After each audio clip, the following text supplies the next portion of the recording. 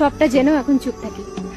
এখন আর এক্সপ্লেন করতেও মন চায় না, কারোর সাথে তর্কে জড়াতেও এখন আর মন চায় না। জীবনের এরকম একটা ফেজ বোধহয় সবারই আসে, তাই না? যখন বলতে অনেক কিছু চাই, কিন্তু তাও বলতে ইচ্ছে করে না। আমরা সবার থেকে নিজেকে আলাদা রাখার বাহানা খুঁজি, যখন সত্যি আর কারোর জন্য ভাবতে ইচ্ছা করে না। না কারোর মন জয় করতে ইচ্ছে করে, না কারোর রাগ ভাঙাতে ইচ্ছে করে, না কোনো কিছুতে যোগ দিতে ইচ্ছে করে, না কোনো ব্যাপারে অভিযোগ করতে।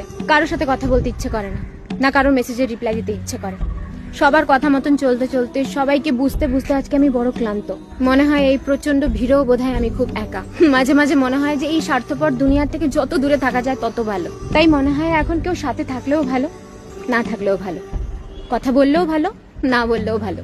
এখন সত্যি কিছুতে কিছু আর যায় আসে না। আসলে ব্যাপারটা কি বলতো, সবাই শুধু নিজেরটাই বোঝে, আর অনেক কিছু বুঝিয়েও দিয়ে যায়, কিন্তু বোঝার চেষ্টা কেউ করে না। তাই মনে হয় যে দূরে কোথাও চলে যাই, কোনো এক মন ভালো করার দেশে, যেখানে শুধু আমি আমাকে বুঝবো, কাউকে বোঝার বা বোঝানোর দরকার পড়বে না। শুধু নিজেকে বুঝবো, নিজেকে ভালোবাসবো, এবং খুঁজে পাবো হারিয়ে যাওয়া আমিকে, এবং ততক্ষণ ফিরবো না যতক্ষণ না আমার মন চায়।